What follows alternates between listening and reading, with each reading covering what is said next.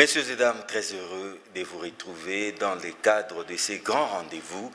C'est bel et bien Analyse 24 sur les reflets de la ville de Kinshasa. Kin 24, vous l'avez deviné, l'inamovible animal, toujours à son poste. Comme toujours, John. Comment tu vas? Dieu fait grâce. À chaque rencontre, nous essayons un peu de faire le point sur la Covid.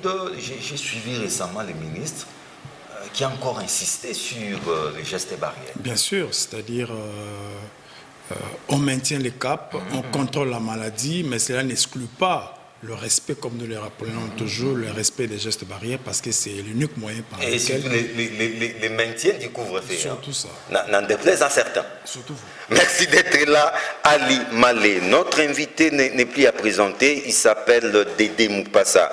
C'est un député national, élu d'Idiofa, mais il faut dire qu'il est aussi rapporteur d'une grande commission à l'Assemblée nationale. C'est la commission environnement, tourisme, développement durable qui englobe les mines, la pêche, l'agriculture, l'hydrocarbure et tant d'autres. Honorable Dédé Moupassa, merci d'être là. Merci à vous-même, salut, bonsoir à tout le monde. Comment allez-vous?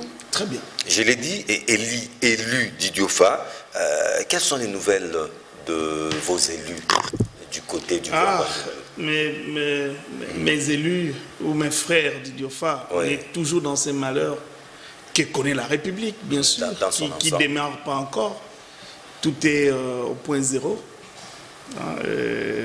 On se bat. L'essentiel pour nous maintenant, là, c'est voir quelques routes, même des dessertes agricoles, démarrer. Et que quelques malheurs qu'on a eu encore pour des écoles qu'on a désactivées. Vous savez que là-bas, c'est l'école, l'enseignement occupe une place vraiment de choix. Je suis en train de faire de mon mieux pour amener le ministre de FUSC jusqu'à Kikwit, à Idiofa, à Gungu, pour évaluer, savoir un peu ce que c'est la valeur de ces Kouilou-là, quartier latin, qui doit commencer par le bas âge et évaluer la gratuité et innover, pourquoi pas. Donc l'Idiofa est encore dans ce stade-là. C'est quand la dernière fois que vous y étiez? À chaque vacances, je vais. Nous avons 12 secteurs. C'est comme ça que c'est difficile de savoir qu'on a été dans tout Idiofa. Si quelqu'un vient ici qu'il a fait tout Idiofa, c'est quand même...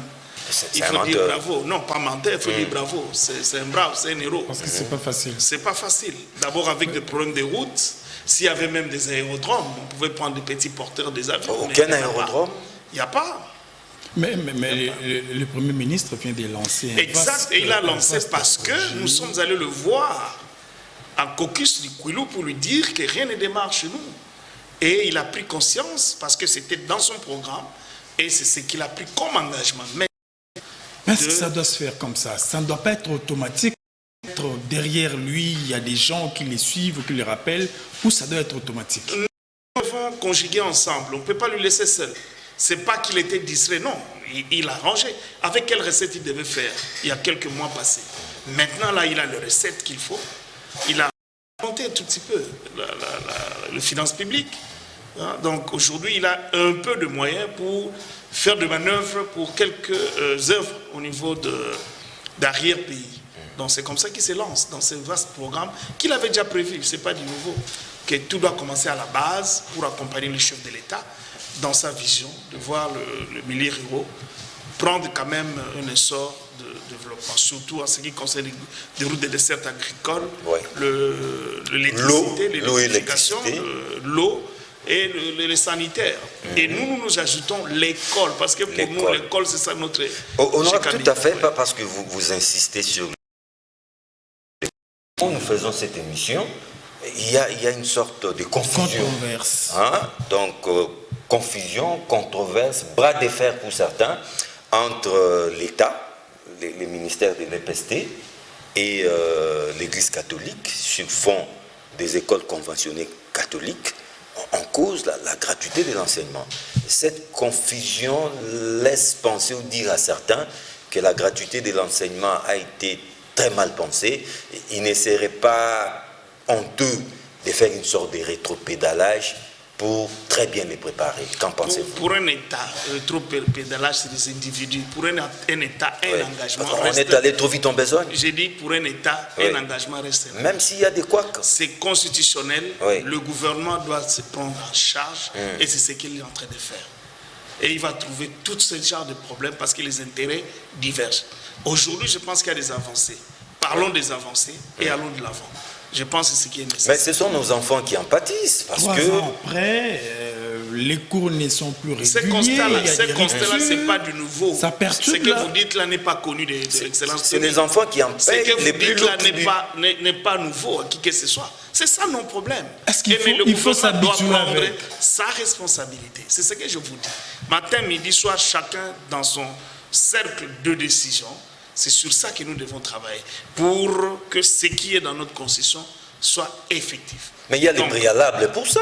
oui, les honorable. préalables, il y en a. Et si Il y a ces des préalables n'ont pas été réunis, on est allé trop vite en besogne, ça paraît maintenant être une décision Mais alors, populiste, quand vous allez, démagogique. oui, quand vous allez vite pour quelque chose que vous n'avez pas préparé, vous êtes l'État. C'est ce que je dis là. État, vous faites quoi? Vous reculez, vous faites comment? C'est un besoin, vous devez avancer.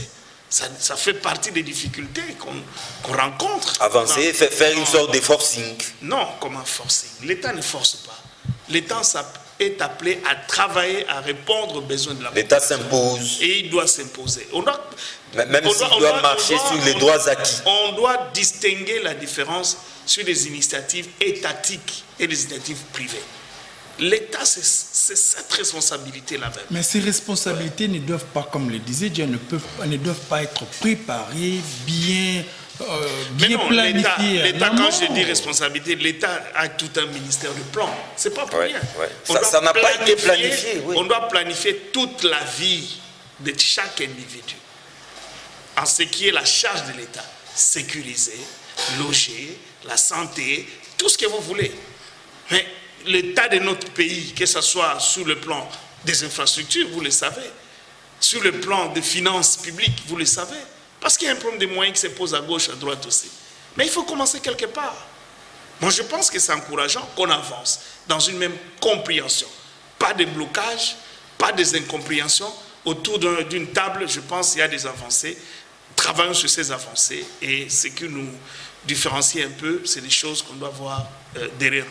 Une dernière question, peut-être pour tourner la page. Vous l'avez dit au début, des enseignants désactivés alors qu'ils sont Même du côté du Diofa. réclamation de leurs Droits. droits les plus Mais légitimes. c'est ça le problème qu'on met. Moi, je suis député, je l'ai constaté.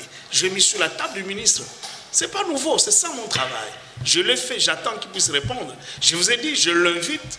Donc, c'est déjà sur la table. Oui, oui, c'est sur sa table, j'ai écrit.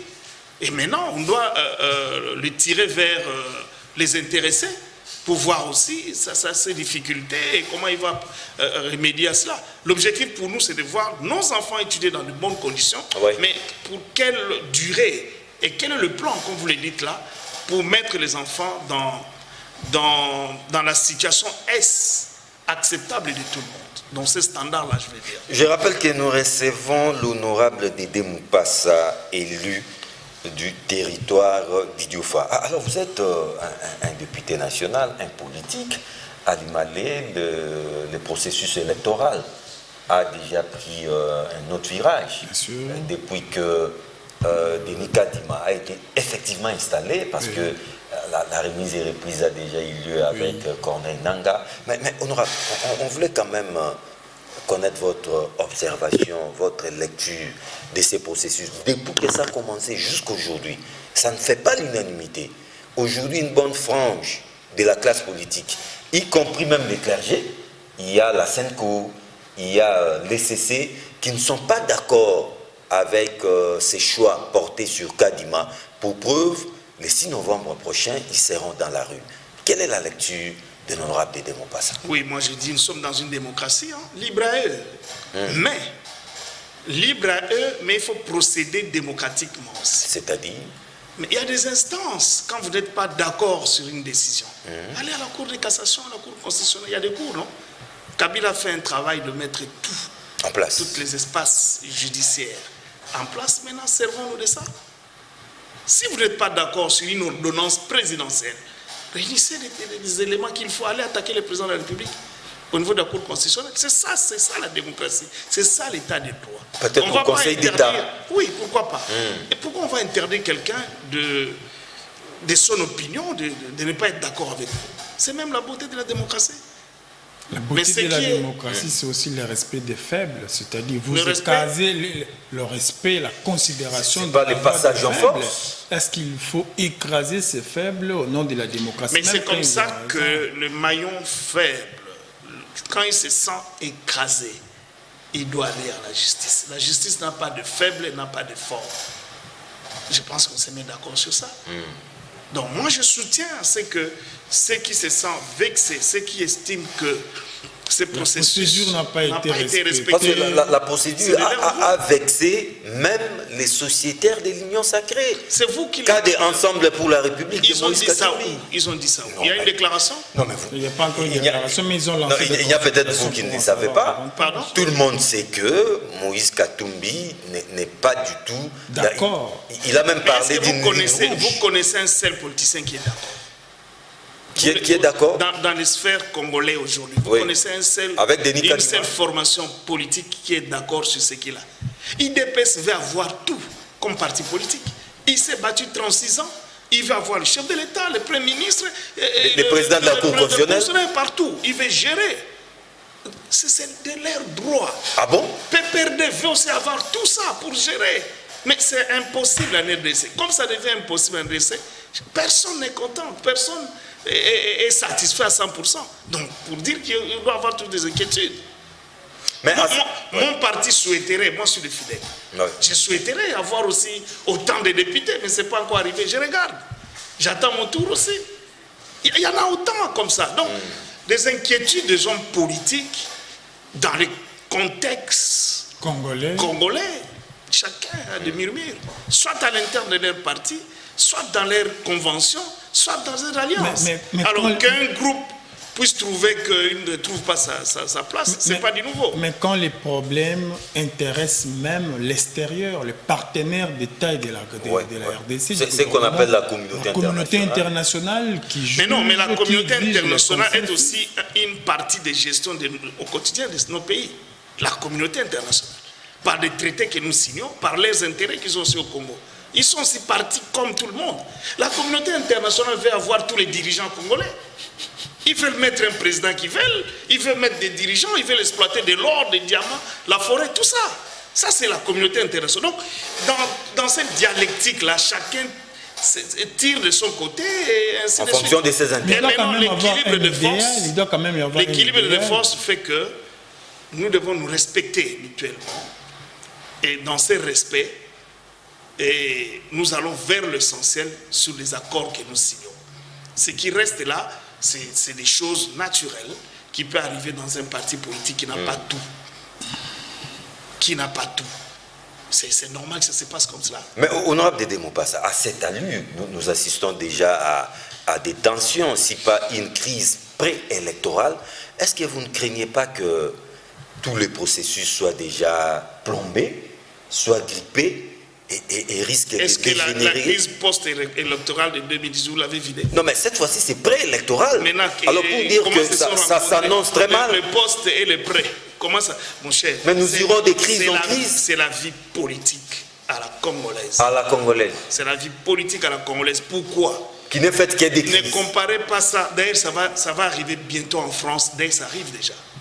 Quand l'économie, vous avez encore de problèmes économiques, de votre démarrage, la politique ne peut que jouer sur cela. Les fondamentaux pour un politique. Parce qu'en fait, les politiques cherchent quoi? C'est à gérer. À gérer quoi? La cité. Et principalement, tu vas gérer la cité avec quoi? Mais avec des éléments produits de l'économie. Et quelle est notre économie? 10 milliards de budget. Mon cher, qu'est-ce que tu peux faire? C'est comme ça qu'on doit se battre chacun de son côté. À un moment donné de la vie, il faut qu'on regarde sur la même direction. Cette discussion, c'est quoi? Chacun estime qu'il est capable d'augmenter ces recettes, d'augmenter d'augmenter les sphères économiques pour donner le meilleur des Congolais, je veux dire, de la vie aux Congolais, le bien-être, s'il faut le dire. Ça devait être ça, ces débats-là. Mais ailleurs, ils ont déjà des paquets de réserves. Ils ont des réserves en cuivre, en cobalt, tout ce que ils ont ça en réserve. Ils ont des réserves en monnaie, à plafond bancaire, comme on le dit, en matelas de réserve chez eux. Mais nous, c'est à peine que nous constituons ces réserves. Alors, il ne faut pas trop se comparer. Parce qu'à un moment donné, quand il y a la crise, vous dites aux États-Unis la crise et tout ça. Alors, mais aux États-Unis, il y a eu la crise post-électorale, vous l'avez suivi. Ouais. Mais alors, qu'est-ce qui est arrivé? En France même, là. Vite résolu. Mais mais c'est de l'extérieur que vous avez... Mais pour nous, ça devient récurrent. Permanent. Oui, c'est ça notre souci. Le président de la République doit tout faire pour éviter aux Congolais les 2, 3, 4 ans des inquiétudes qu'on a. C'est-à-dire réduire ces capacités-là. J'ai dit lui, pourquoi? Parce que c'est lui le numéro 1 qui a la garantie de stabiliser des institutions et de préparer des élections. La préparation des élections, toutes les institutions participent, mais c'est lui qui répond de la manière dont l'élection se fait, c'est le président. Vous savez, la désignation du successeur de Nanga a été chronophage, hein. Ça nous a pris beaucoup de temps. Est-ce que vous évaluez qu'on pourra respecter les délais constitutionnels? N'est-ce pas que les décors du glissement est déjà planté par nos politiques eux-mêmes d'ailleurs? Non, avec la complicité des confessions religieuses. S'il faut glisser, le pays restera pays. Il faut qu'on en parle. Pour avoir de bonnes élections, s'il le faut. Il faut 2 ans de plus. Mais si les intelligences réunies,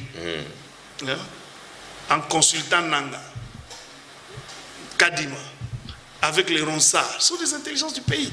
Ils n'occupent pas le poste, mais ils sont là comme Congolais. Et tant d'autres qu'on peut consulter, ils peuvent nous orienter. En 2023, on peut avoir des élections. Moi, je ne suis pas expert, je ne sais pas dire quoi que ce soit. Mais si les éléments ne sont pas réunis, ne bricolons pas, qu'on ne bricole pas sur les élections. Soyons humbles, dites les choses clairement et à temps pour éviter tout ce qui est... L'enjeu, c'est la COP 26. Mais avant d'y arriver, parce qu'on a affaire à un honorable député élu du peuple, j'aimerais quand même qu'on revienne sur cette affaire qui a défrayé la chronique. L'affaire Rivière Ram d'abord, registre Ram. On a assisté à un scénario, là, le ministre a été interpellé, et puis plus rien. Vous êtes un élu du peuple honorable, registre Ram. Jusqu'aujourd'hui, ça continue de déranger la population. Êtes-vous satisfait de la mesure gouvernementale essayant d'alléger cette taxe, mais pas comme la population s'attendait? Je ne veux pas parler autrement. Le Parlement a parlé de la bouche de l'initiateur de la motion. Ces conclusions engagent tout le Parlement au jour d'aujourd'hui. Et je pense que vous avez ça, vous savez ce que c'est. Et nous-mêmes, d'ailleurs, on a pris l'initiative d'aller vers le véritable responsable. Parce que tous ces temps, on s'orientait vers Kibasa, qui avait juste l'administration, qui avait le domaine de la communication. La cible, et là, nous sommes allés à l'RTPC. Et on a eu des informations... Comme quoi? Fiables. Des informations qui, à la présentation au public, en tout cas, on peut applaudir. Mais la manière de faire... On a toujours condamné et on continue à condamner. Ils ont pris le premier palier de mesures. Je pense que le deuxième palier arrivera jusqu'à arriver au troisième palier. Mais en attendant, les fonds déjà... Alors les fonds, mais il y a une commission d'enquête. Aucune traçabilité. Avant d'en parler d'abord, il y a une commission d'enquête. Je parle comme député. Je ne veux pas parler comme... c'est pas moi. Tout à fait. Il y a une commission d'enquête qui va aller vérifier combien ils ont touché. Et qui touchait ça. Et où loger cet argent. Qu'est-ce qu'ils ont déjà fait avec cet argent? Qu'est-ce qu'il reste à faire? Et on va publier le résultat. On attend encore. Oui, on va publier le résultat. Un peu de patience, Alimal, mais pendant ce temps, c'est la population qui continue d'en payer les plus lourds tributs. Et vous êtes parmi cette population. Non, on a apaisé dans le premier palier. Téléphone deuxième génération, c'est n'importe quoi. Dans le premier palier, je pense qu'on a apaisé. Allons-y vite. On va encore faire pression pour que le deuxième palier arrive le plus vite possible. Mais cette pression se fait attendre. Il faut aussi être... Pression, quand je dis pression, ça veut dire rappeler le gouvernement. Alimal, je rappelle que nous recevons aussi les rapporteurs d'une commission stratégique. C'est la commission environnement, tourisme, développement durable. Alimal, cette histoire de rivière Kassai, une question avec vous. Mais oui, des victimes, des pleurs déjà Où en sommes-nous par rapport à la situation et par rapport au rapport s'agissant de cette pollution? Votre inquiétude, c'est la mienne. C'est de ma population de Panou, de Yolo, de Mangaï, de Dibaya, de tous les riverains de la rivière Kasaï. Et d'ailleurs, l'occasion de votre micro ici, de faire des rectificatifs. La rivière Kasaï dont on parlait n'est pas que le tronçon qui commence en Angola, qui donne à Chikapa et Chikapa jusqu'à Ilebo. Non, Kasaï commence à Chikapa jusqu'à Kinshasa, à l'Afrique, avec le fleuve. Et cette pollution a parcouru toute cette distance. Mais au niveau du gouvernement, ils se sont arrêtés dans ce tronçon-là jusqu'à Kasaï-Chikapa. Donc, de Chikapa jusqu'à Ilebo. Et nous avons fait des recours, on a encore relancé les choses. Alors, mais qu'est-ce qui s'est passé exactement? Il y a une société en Angola, la plus grande entreprise, l'AMIBA de l'Angola, qui est située à quelques kilomètres de la frontière, disons, la partie frontalière avec la RDC. Et dans cette région-là, il y a une rivière qui donne sur la rivière Kasaï. Alors, à chaque fois, quand il y a une société minière, il y a un plan de développement environnemental. On dit plan d'impact environnemental que le gouvernement doit valider avant de vous donner l'exploitation de X ou Y entreprise minière. Alors, parce que dans cet impact environnemental, on laisse toujours des bassins, des rejets de saleté qui peuvent venir de l'entreprise. Alors, ils ont nettoyé leurs machines avec des produits que nous, on ne maîtrise pas encore. Et c'est ça qui a fait changer la couleur et a tué des poissons. Jusqu'à faire ils ont retrouvé leur machine, mais comment cette eau polluée s'est retrouvée dans le fleuve? C'est-à-dire, au lieu d'aller dans leur bassin de réserve, on l'a chassé vers la rivière, la petite rivière. Mais c'est criminel, mais oui, c'est criminel, je l'ai dit. Et c'est comme ça que ça a pollué tout au long de notre rivière.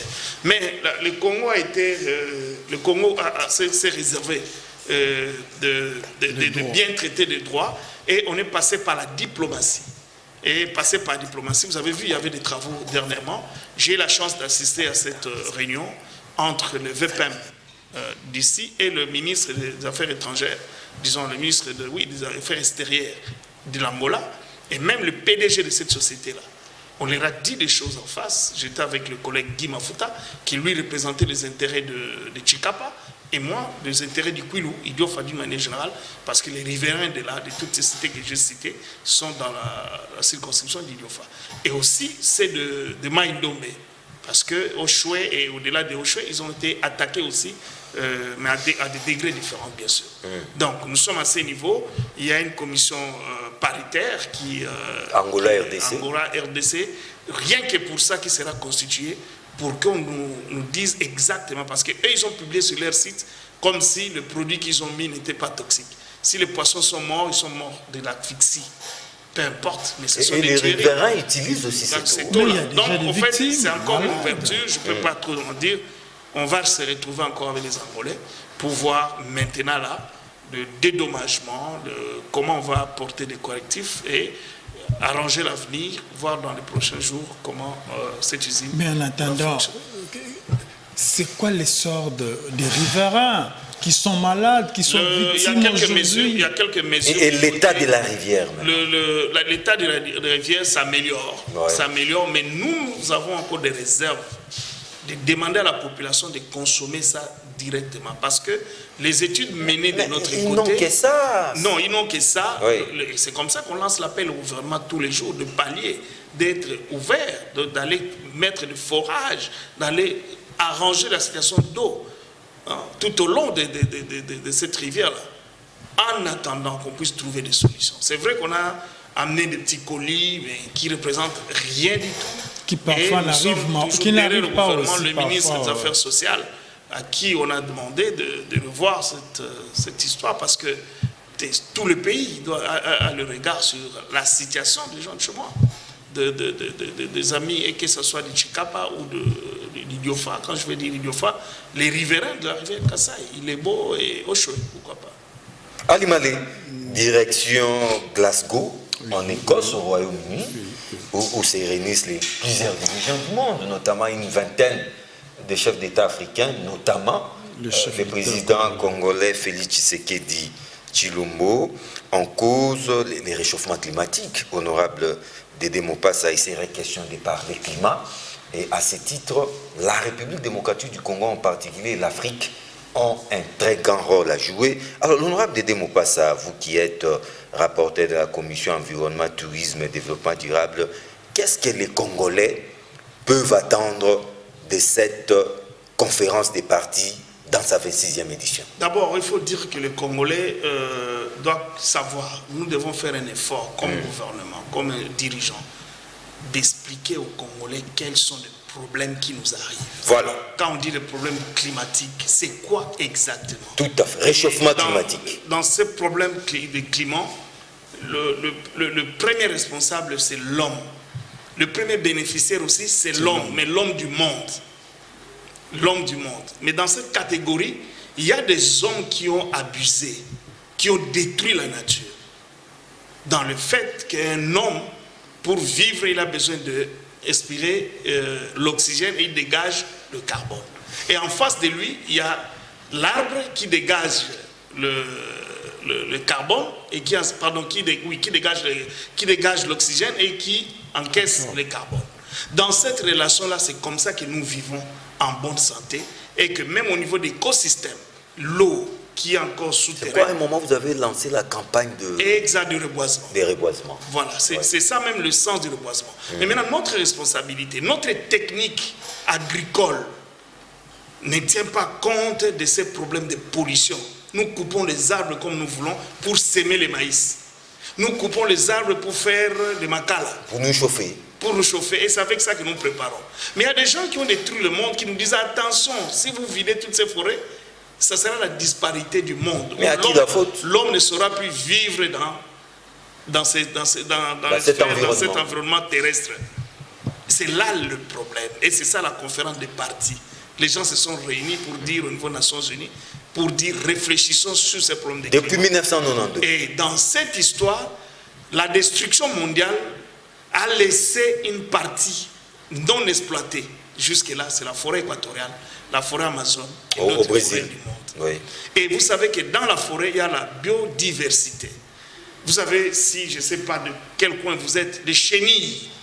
On n'a plus assez de chenilles. Les chenilles est composé de protéines. Celui qui mange 1 kilo de viande équivaut à quelques grammes de chenilles. Seulement. En termes d'alimentation. Alors mais maintenant que quand nous coupons les arbres, parce que les chenilles se développent en se nourrissant de feuilles des arbres, ils se font des papillons se transforment. Donc l'arbre intervient aussi à la production de chenilles. Donc, le fait de couper. Et tous ces pollueurs viennent ici chez nous, ils prennent des hectares et des hectares d'arbres, ils coupent en complicité avec des chefs terriens, comme on appelle les chefs coutumiers, qui leur donnent, et maintenant il n'y a que des savanes. Le Congo, pour ne citer que le cas du Congo, nous sommes au centre, au milieu, entre deux Sahara, comment on dit, entre deux déserts. Deux déserts. Le désert de Sahara au nord et le désert de l'Afrique du Sud ici, comment on appelle Kalahari. Voilà. Donc, entre les deux déserts, désert c'est quoi? C'est là où il n'y a pas d'arbre. Difficulté de trouver l'arbre. Et quand il n'y a pas d'arbre, il n'y a pas d'eau. Il n'y a pas de vie. Et la vie devient compliquée. Et c'est la situation qu'on a. Et quand vous n'avez pas toutes ces choses, l'agriculture ne marchera pas parce que vous allez, pour une terre, avant de planter, vous traitez d'abord la terre. Les Katanga a déjà une partie de sécheresse. Parce que la terre est déjà polluée, si je peux dire ainsi. Vous vous souvenez, pour cultiver le maïs au Katanga, il faut d'abord traiter le sol. Le nombre de sacs de, comment on appelle ça, de pesticides, non pas pesticides, de produits pour traiter avec la terre, c'est équivaut à l'importation, le nombre de sacs que vous risquez de produire. C'est-à-dire pour traiter la terre, vous dépensez $1000 pour produire 4-5 sacs. D'où mieux vaut prévenir que guérir. Et de l'autre côté, maintenant, il y a quand même un sol qui est encore arabe et nous devons protéger ce sol-là pour l'agriculture et pour la vie, ainsi que les écosystèmes qui sont dans les eaux. Parce que l'eau a aussi une relation avec l'arbre. Donc voilà, c'est dans ces manœuvres-là. Et la pollution des pays plus riches, c'est eux les grands pollueurs. Les fabricants de véhicules, des fusées, toutes ces choses. Les grandes industries. Les grandes industries. Et nous, nous disons, travaillons ensemble. Qu'est-ce que vous dites? Vous ne voulez pas que nous coupons nos arbres? Voilà. Vous ne voulez pas que nous puissions travailler avec nos charbons? Qu'est-ce qu'on gagne? Qu'est-ce que vous nous amenez? Mais nous disons, avant qu'on compense, il y a déjà des techniques qu'on peut reboiser en faisant la culture. On appelle ça l'agroforesterie. C'est-à-dire, vous alimentez des forêts, vous créez des forêts, vous semez des forêts en cultivant dans ces forêts-là. Il y a aussi le braise. On peut faire maintenant de Makala en biotech, comme on appelle. Un Makala bio. Un Makala bio, voilà. Vous plantez les arbres uniquement pour faire le Makala. Quand vous plantez 50 arbres, vous coupez 20, vous replantez 20. Ou vous replantez 70. Donc à ce moment-là, il y a l'équilibre et la vie peut continuer ainsi. Donc c'est tous ces ensembles-là qui fait cette discussion au niveau des pays pollueurs et les pays qui doivent bénéficier et qui doivent encore conserver des forêts pour l'humanité. Mais est-ce que la RDC n'est pas en retard? Parce que quand nous prenons le cas du Gabon, le Gabon bénéficie aujourd'hui d'une enveloppe considérable de ces pollueurs. Parce qu'on a senti chez les Gabonais, les autorités gabonaises, du sérieux. Ce qui n'est pas encore le cas. Le Gabon n'a pas ce que nous, on a. Que la RDC dispose. Non. Le problème, c'est que, vous avez raison en disant cela. Nous, on s'est pris avec un retard. Comme toujours. Et ces retards, c'est dans la mise en place de vos gouvernements. Quand les autres vont dans des conférences, nous sommes en train de discuter la continuité de l'État, la continuité de l'État d'un gouvernement, parce que le réunion de conférence des chefs d'État, des réunions de conférence de ministres de l'environnement, il faut en avoir des ministres. Mais nous changeons de ministre à chaque 6 mois. Mais qu'est-ce que vous faites du principe de la continuité de l'État? Même si on a un gouvernement intérimaire, mais il y a un ministre qui s'occupe de l'environnement. Avec les mêmes politiques. Je ne préfère pas que vous parlez d'un ministre qui s'occupe de l'environnement. Il faut parler d'une administration qui s'occupe de l'environnement. Tout à fait. Mais on ne touche pas l'administration. Mais quand nous arrivons jusqu'à toucher l'environnement, à chaque fois, l'administration environnementale vacille à tout moment. C'est dangereux. Le cas de l'environnement vaut aussi pour beaucoup d'autres secteurs. Donc nous devons nous tenir en responsable parce que nous devenons maintenant le numéro 1 en forêt. Ouais. Avec des tourbières qui très conservent sollicité. Encore beaucoup. Donc, c'est pas pour rien qu'on a vu Biden faire les 12 yeux à Félix Tshisekedi lors du G20. Hein. Bon, qui n'a qu'à, si au-delà de G12, qui viennent ici. Biden? Oui, n'a qu'à venir. Faire quoi? Respirer l'air du Congo, l'air frais. Non, même ça cette sera l'air touristique très bientôt. Non, mais même cette aide-là. Il y aura une taxe pour respirer. Parce qu'il y a une taxe sur la pollution. Mais on va proposer à madame, à son retour. Nous devons mettre aussi une taxe au niveau du tourisme, de l'air. Vous qui avez pollué, dès que vous venez au Congo, il y a une taxe au-delà de... Comment on appelle à l'aéroport, les 30 qu'on paye? Le GoPass, il y a une taxe du tourisme. Mais honorable, pour respirer l'air frais. C'est un grand rendez-vous où se retrouvent face à face les pays pollueurs et les pays qui doivent se faire passer maintenant pour les sauveurs de l'humanité. Et à ce titre, la République démocratique du Congo a un grand rôle à jouer. Quel est le discours que Madame Bazaïba et au-delà d'elle, les présidents de la République doivent tenir devant ces pays pollueurs? Ils ont tenu, le Premier ministre a présenté la position de la RDC. Oh, il était un peu évasif. Hein? Non, pas évasif. C'est résumé sur RDC, pays, solution. Ça dit tout. RDC, pays, solution. Mais la question c'est oui, en étant pays, solution. Ça c'est un slogan. Quelles sont les retombées? C'est un slogan. Non, c'est une pensée. C'est une vision. C'est une vision. Tout est dedans. Tout est dedans. Moi, je sais les détails. Oui, mais peut-être c'est pas ici. Pays solution veut dire quoi? Voilà. On va aller dans les détails. Et maintenant, c'est qu'est-ce que nous allons gagner? Qu'est-ce qu'on a à offrir d'abord? Qu'est-ce qu'on a à offrir? Il n'y a pas à démontrer. Je vous dis, nous sommes number 1 en conservation des forêts. Amazon a détruit 30-40% de sa forêt. Ouais. Nous on est encore à une dizaine de pourcentages. Malgré ça, nous voulons encore qu'on puisse encore conserver la biodiversité. Mais on ne va pas le conserver pour tout le monde. D'ailleurs, on a levé la mesure. Hein. Oui, les moratoires. La moratoire, là, on a enlevé parce qu'on ne va pas laisser des pygmées souffrir comme ça, parce qu'il y a des pollueurs à gauche, à droite. On va traiter... Mais c'est à nos risques et périls aussi. Hein. Lorsque ça brûle chez les voisins, il faut faire attention, parce que quand nous procédons de la sorte, demain ça sera aussi nous. C'est aussi les éléments de discussion. Si tu es diplomate, tu peux comprendre ce que c'est. C'est du chantage alors. J'ai dit c'est aussi l'élément de diplomatie. Ali Malé. Mais l'étonnant, c'est quoi? Chaque gouvernement vient avec ses discours, mais quand vous suivez dans le fond, c'est autre chose. Il y a des concessions qui sont vendues aux partenaires, aux étrangers.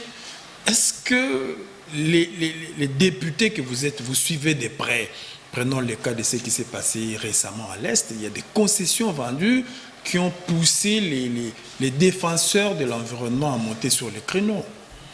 Non, mais vendre des concessions, ça c'est notre loi. Il n'y a aucun problème. Comment l'exploiter, c'est là le problème. Et quels sont les dividendes, c'est encore un autre problème. Mais nous sommes en train de révisiter les contrats. Parce qu'il y a les gens qui payent pour la conservation de la nature, mais à l'intérieur, ils font le mine. Et on n'est pas savant, on n'a pas de satellite, on n'a pas de drone. Mais quand il y a l'information, nous devons attaquer à cela. Les inspecteurs doivent suivre.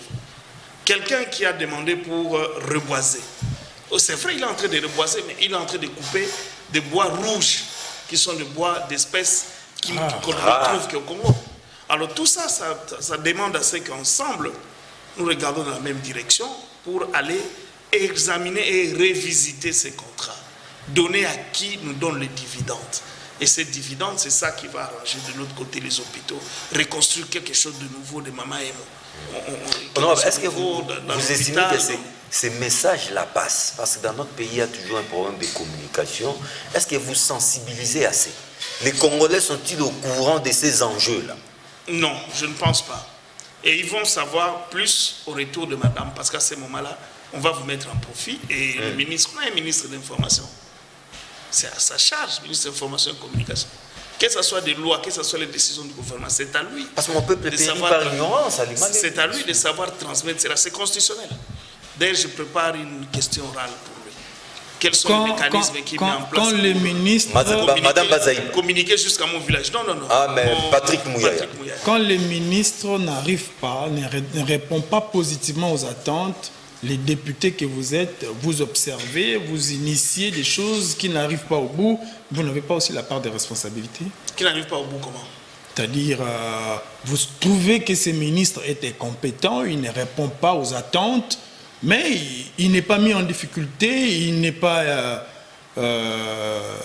obligé de céder son fauteuil, vous l'accompagnez? Non, mais très souvent, quand on appelle, le problème n'est pas de l'ordre des compétences ou incompétences, c'est de savoir quelles sont les difficultés. Ils ont son droit de venir s'expliquer.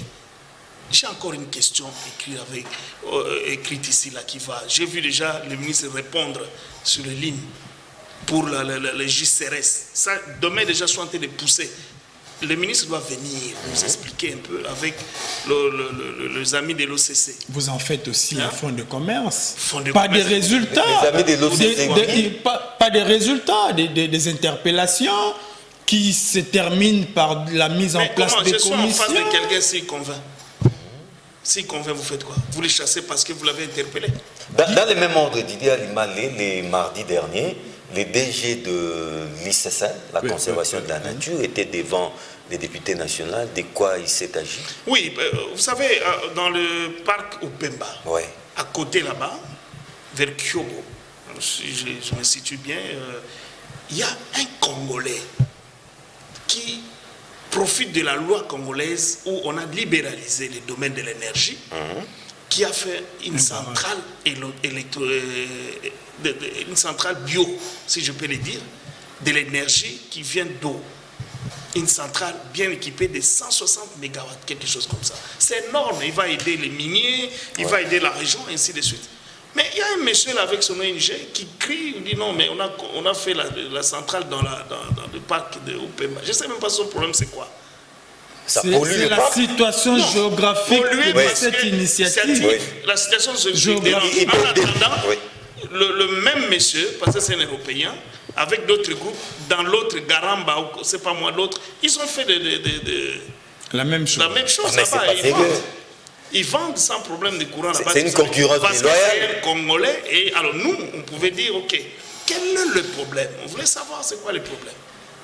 Pourquoi on doit martyriser un Congolais comme ça? L'article 9 de notre Constitution est clair. Les sols, les sous-sols, tout ce que vous voulez, appartiennent à l'État. est du domaine de la souveraineté de l'État congolais. Mais alors, il doit présenter comment on appelle, les études d'impact environnemental. Et on ne peut pas l'accorder s'il doit polluer l'environnement. Et s'il est mal situé, on va l'arracher cela. Mais si tout est correct, il a des avis favorables de l'administration congolaise. Il a la Mais quelqu'un d'autre doit... Les DG vous a rassuré? Alors le DG est venu, Oui. il a situé le projet en dehors du parc. Ah là. Mais aux alentours du parc. Est-ce qu'il y a des conséquences? On ne sait pas encore. On va voir les restés aux experts signé qui répondent. et tout ça, et on va descendre sur le terrain pour voir Oui. quelles sont les modifications qu'on peut porter, comment on peut pousser, aider, accompagner les compatriotes congolais. Ali Malé, pour terminer, parce que nous sommes dans cette partie de la République, pour la 11e fois, on a prolongé l'état de siège. D'ailleurs, pour la toute dernière fois, les élus de cette partie de la République ont claqué la porte, voilà. Bien que Kabound, vice-président faisant office du président, a parlé du populisme. Mais honorable Dédé Mopassa, jusqu'où irons-nous avec cet état de siège? Est-ce que vous savez qu'il n'y a que le chef de l'État qui peut signer la guerre? Ça, vous le savez? Qui peut demander la guerre? Disons, qui peut signer une déclaration de guerre. Ça, vous le savez? C'est le commandant suprême qui sollicite cet état de siège. Mais ça ne va pas s'éterniser. Non, attends. Mais il n'y a que lui qui a des éléments avec ses équipes. Nous, en tant que députés, comme c'est le gouvernement qui est mis en face de cette situation, nous devons contrôler, savoir qu'est-ce qui se passe. L'argent de l'État, est-ce que les militaires sont payés? Est-ce qu'ils ont des munitions? Quelle est la situation là-bas? Mais je vous dis, ce n'est pas à l'opinion qu'on va venir traiter cette chose. On a appelé tous les ministres qui sont impliqués dans sectoriels, que ce soit celle de justice, de finances, et de budget, tout le monde, les commandants de Sokola 1, comment on appelle les gouverneurs, ils sont venus dans une commission qu'on a mis en place, défense et sécurité. On a fait des recommandations au gouvernement. Qui souffrent dans leur application? Non, il y a 2 semaines. Ça a pris 1 mois et demi. Hein. Presque 2 mois. On pensait que c'était facile de faire mais ça. si les élus de cette partie de la République doutent de l'efficacité de cet état de siège, non, pourquoi ne pas y répondre? Parce que ce sont eux qui représentent valablement. Non, ça c'est les Matoumou, les Pilipili. Mais pourquoi ont-ils claqué la porte? Pourquoi ont-ils claqué la porte? Avant toute chose qu'on leur donne. Qu'on évalue? Non, évalue, on l'a fait avec eux. Oui. Qu'on leur donne le plan de sortie. Oui. C'est ça qui dépend. Avec raison. Qu'on leur donne le plan de sortie. Vous ne voulez pas entendre parler du plan de sortie? Mais que ça soit même planifié, programmé. On a dit ceci, le plan de sortie, vous avez enquêté, disons, vous avez travaillé dans une commission, le gouvernement est en train d'examiner, et comme état-major militaire, comme service de sécurité, comme les éléments, ils ont d'autres éléments que nous, on n'a pas. Et ils vont le dire, mais en attendant, vous savez qu'il y a des pays, par exemple l'Égypte, a passé combien de temps en état de siège? 3-4 ans. Ça vous dérange en quoi? Le problème, ce n'est pas l'état de siège. Le problème, c'est la gestion de l'état de siège. Les victimes qu'il y a là-bas. Ça nous touche, nous tous, mon frère. Qu'on ne croit pas que parce qu'ils sont députés de l'Ituri, il n'y a que eux. Non, les militaires qui sont là ne sont pas que les militaires d'Ituri. J'ai perdu un cousin. Il y a aussi des membres de nos familles qui sont là-bas. Donc, il faut que ça soit un problème national, que nous le prenons d'ensemble. Mais leur inquiétude est valable. Mais je dis tout simplement, comme l'a dit le président Kabound. C'est du populisme. Non, pas du populisme. Ah, vous n'irez pas jusqu'à dire ça. Non, moi je ne vais pas aller péter dans ce sens-là. Un député n'est pas populiste. Et c'est chagrin de voir qu'on le traite avec urgence. Et je pense que le président Kabound a fini son discours par demander au gouvernement de tout faire, de mettre en œuvre pour revenir avec des solutions et non pas des promesses. C'est qu'ils ont parlé le même langage. Honorable Dédé Mopassa, pour atterrir, qu'est-ce que vous pouvez dire en guise de conclusion? Oui, mais il n'y a pas de conclusion. Nous nous disons à tout moment, quand il y a des analyses à faire, on reviendra. Pour tous ces domaines qu'on a dit, les Congolais restons debout. Les enjeux sont de taille et que nous allons passer des moments quand même difficiles de préélectoral. Je crois très bientôt, on va encore vous appeler pour parler des retombées de la 26e édition de la COP. Oui, mais parce qu'ils vont revenir d'abord ceux qui sont partis. Nous, on n'a pas eu la chance d'y aller. Ceux qui sont partis, ils vont nous donner des retombées et on va faire des débats. On va Pourquoi relayer. pas, je suis très ouvert et à cela. Et de temps en temps, quand il y a la commission aussi, venez sur des discussions de vos élus sur ce domaine-là qui est très crucial. C'est public, hein? C'est public. Ok. Non, mais la commission, quand on doit entendre quelqu'un, mais il y a des matières qui sont réservées au public, mais il y a des matières qui sont conservées que pour la vérité. Tout à fait. Oui, mais à la presse, à la fin, on dit toujours de quoi il était question. Ali Malé, on dit quoi? C'est sur cette note de satisfaction, on a eu pour la énième fois un député équilibré, Ouais. toujours Pondéré. Jouant toujours à l'équilibre, hein? Voilà. L'église au milieu du village. Voilà. Il s'appelle Dédé Moupassa. Il s'appelle Dédé Moupassa, député national, élu d'Idiofa. Il est aussi rapporteur d'une commission très stratégique. C'est la commission environnement, tourisme et développement durable. Honorable Dédé Moupassa, c'est toujours un plaisir et un honneur de vous recevoir. Merci de votre disponibilité. Merci. Merci beaucoup. Merci surtout à vous. Rediffusion c'est jeudi à partir de 11h. Retrouvez Ali Malé et moi le mercredi prochain, même heure, même chaîne, même plaisir.